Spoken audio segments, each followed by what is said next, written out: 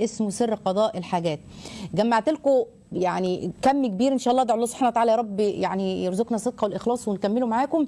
اللي عنده حاجه عند ربنا، اللي له طلب عند الله سبحانه وتعالى، اللي نفسه ربنا يقدره شيء في الدنيا وفي الاخره، نعمل ايه؟ النهارده هقول لكم على حاجتين اتنين بس، ونركز فيهم علشان ايه؟ تكتبوا وتحفظوا وننفذ على مدار الاسبوع. ويا ريت نسمع في الاربع اللي جاي ناس تتصل بينا وتقول يعني لما نفذوا الامر ده في حاجه حصلت. لا، انا على يقين، وده اول حاجه نكتبها على يقين ربنا هيستجيب لك. طيب السر، سر قضاء الحاجات. اول حاجه ان قلبك يتخلص من كل سبب ارضي. فاكرين لما اتكلمنا في حلقه التخلص من المتعلقات والعلائق؟ انت ولا اي سبب ارضي تحطه في دماغك ولا في عقلك. انا باخد بيه بالاسباب وهنشرح، لكن قلبي مش متعلق بالسبب الارضي ده، تتعلق فقط باسباب السماء وبالله الواحد الاحد. ده رقم واحد. عشان اشرح لكم المعنى دوت خليني احكي لكم قصه صلاح الدين الايوبي لما جه فتح بيت المقدس.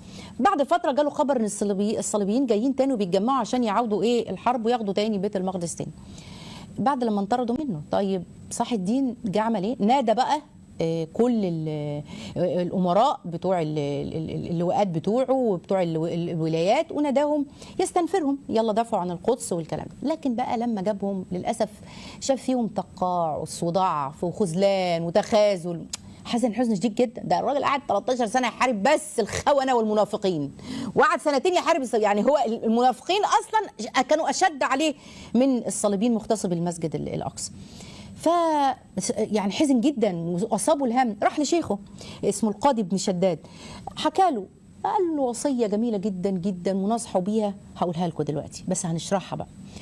ابن شداد قال له ايه؟ قال له 3 حاجات، 3 امور قلبيه، افعال قلوب الاول، وبعد كده اعمل يعني الوصيه الاخيره اللي قالها. اول حاجه قال له ايه؟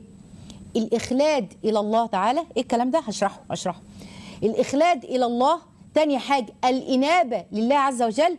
تالت حاجه الاعتماد على الله. كلها ايه؟ حاجات قلبيه، عشان الغمه اللي عندك دي تنكشف. الاخلاد والانابه والاعتماد على الله. وبعدين قال له النهارده يوم جمعه، اغتسل وتصدق صدقه خفيه، وصلي ركعتين طلب حاجه، ودي طبعا لها تاصيل في سنه النبي عليه الصلاه والسلام، وتدعي. وقال له ادعي بقى، اللهم قد انقطعت الاسباب. اكتبوا ورايا، اللهم قد انقطعت الاسباب الدنيويه لنصره دينك.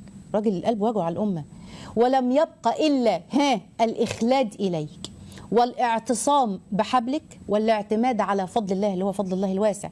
انت حسبي ونعم الوكيل. الله بقلبه، لان انت متجرد، ما عندكش سبب واحد دنيوي شايفه قدامك يجيب لك نصره. لكن لا، احنا هنشرح الكلام. تعالوا الاول نشوف معنى يعني ايه الاخلاد الى الله. خلد، دام وبقى. خلد بالمكان، اقام فيه ودام فيه واستقر فيه. خلد الى الهدوء، ركن ومال الى الهدوء. خلد الى الارض، التصق الى الارض. خلد الاثر، دام وبقى وما زال ويزال. ولا يخلد بالضم بقى الا الله عز وجل، ولا يبقى ولا يدوم الا الله سبحانه وتعالى. فلما يقول له الاخلاد الى الله، خليك مستقر ولازق في ربنا، التصق بجنب الله. ده معنى الاولاني. الانابه هنتكلم عنها ان شاء الله في حلقه ثانيه، لان يعني ابخس حق الانابه لو قلتها في 10 دقائق صراحه، لانها منزله كبيره جدا جدا من مدارج السالكين الى الله. الانابه الى الله منزله رفيعه جدا وجميله، وقلنا كده ان شاء الله هنخصص لها حلقه. يعني بتوديك فين؟ لرضا ربنا سبحانه وتعالى، لولايه ربنا سبحانه وتعالى، للارتكان الى الله سبحانه وتعالى. صفه ملازمه لعباد الله الصالحين وعباد الرحمن هي الإنابة. علامة أصلا للمتقين إن أنا يبقى عندي إنابة. الإنابة في اللغة يعني إسراع والتقدم. من معانيها الدقيقة سرعة العودة إلى الله، سرعة مسرعة لربنا سبحانه وتعالى. المؤمن لما يذنب ذنب أو يفتتن يتوب ويعود ويتوب. ممكن التوبة تستغرق سنة 40 سنة زي أخوة يوسف لما قعدوا 40 سنة. أما المنيب لا، على طول يرجع لربنا سبحانه وتعالى. وقع في ذنب بالليل، ما تعديش اصلا صلاتين عليه ولا ساعه، على طول ما يروحش ينام اصلا الا وهو تايب ونايب لربنا سبحانه وتعالى. دي الانابه. اما بقى اللي يذنب ويقعد بعديها سنه واسبوع والكلام ده لا، دي توبه. لكن الانابه سرعه، المسارعه لربنا سبحانه وتعالى. وانيبوا الى ربكم واسلموا له. انا ليك يا رب، انا ليك يا رب، من قبل ان ياتيكم العذاب ثم لا تنصرون. لا، مكانه جميله ان شاء الله باذن الله، اوعدكم ان احنا هنتكلم فيها باستفاضه. النبي عليه الصلاة والسلام قال ان على سيدنا ابراهيم كان حليم اواه منيب، والقرآن قال كده. جاء امر الهي وانيبوا الى ربكم، ودي تاني حاجة. وصف الله عز وجل للعبد اللي بيتأثر بايات ربنا واللي دل على العظمه بانه ايه؟ عبد منيب لربنا سبحانه. ليه؟ لانه شايف عظمه ربنا ومكانته، فقلبه مش قادر يبعد عن ربنا. ايه كمان، هو الذي يريكم ايات ونزل لكم من السماء رزقا وما يتذكر النعم دي الا من ينيب. خلاصه الانابه يعني ايه؟ ها؟ ان انا اروح بقلبي لربنا، حب 3 كده دايما نقول حب، خضوع، اقبال على الله عز وجل. هو كده. طيب نرجع تاني للدعاء.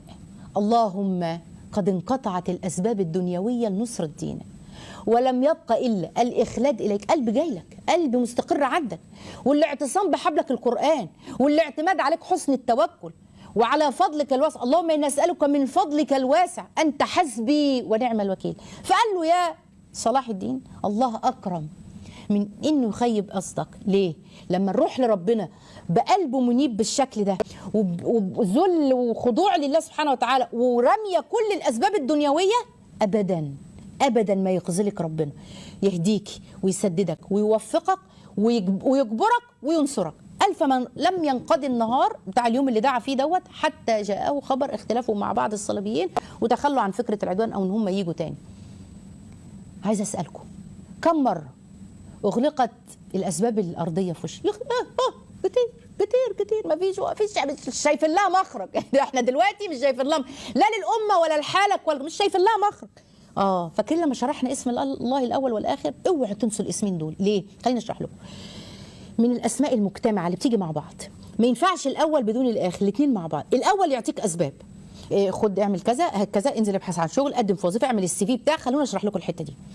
ومش عارفه اعمل كذا واعمل كذا. طيب النقطه الثانيه، ده اسم الله الاول اعطاك اسباب، اسم الله الاخر ينفعك بالاسباب دي. ليه؟ لان ساعات كتير احفظوا عني عشان خاطري، في ساعات كتيره جدا جدا الله سبحانه وتعالى يعطيك كافه الاسباب للنجاح، كافه الاسباب للسعاده، ولا ينفعك الله بيها. فتسال الله باسمه الاخر ان ينفعنا بالاسباب اللي انت يسرتها دي يا رب. ده شيء طيب، ده شيء طيب. بس عايزه اقول لكم حاجه اجمل، حاجه تحفه جدا بقى، ودي من معنى الاخلاد لله سبحانه وتعالى والانابه الى الله وحسن التوكل عليه والاعتماد عليه. هو حسبي ونعم الوكيل. ان الله سبحانه وتعالى باسمه الرب، وهو الرب القادر المقتدر الملك المليك اللي بايده ملكوت كل شيء، يعطيك باسباب، تمام؟ عددوا معايا، وبدون اسباب، وعكس الاسباب. يعني تلاقي الحاجات تقول الحاجات دي عمرها ما تجيب الامر ده لان ده عكسها، وعكس الاسباب وانعدامها تماما، مش موجوده ولا استحاله وجودها. مين؟ رب الاسباب. عشان كده لما الله عز وجل يشوف قلبك منكسر، فاكرين يوم عارفه لما قلنا خلي ربنا يشوفك وانت منكسر قوي وانت وعمال تدعي وكذا، فيرى يعني الذله منك فيرفعك ويعزك. ده قانون ربنا، اتذل لله، الذله لله واحد، يعزك ربنا دنيا واخره. فلو انت عايز بقى حاجتك تغضى، السر الاولاني ايه؟ اقف على باب ربنا، اقف على باب ربنا بقلب منيب، قول له اتيتك ربي بقلب منيب. هو القلب ده على طول يرجع، انا برجع لك على طول. مهما كنت مقصر، مهما كنت مذنب، مهما كنت غافل، وانت واقف على باب ربنا وانبت اليه هيكبر بخاطرك. ليه؟ الله عز وجل حيي كريم يستحي ان يرفع العبد يده هكذا ويقول يا رب يا رب اعتدي يا رب يا رب، ان يرد يده صفرا خائبا. لازم يحط لك، لازم يستجيب لك الله سبحانه وتعالى. يبقى اول حاجه اعمال قلبيه، ينفع نتعود عليها؟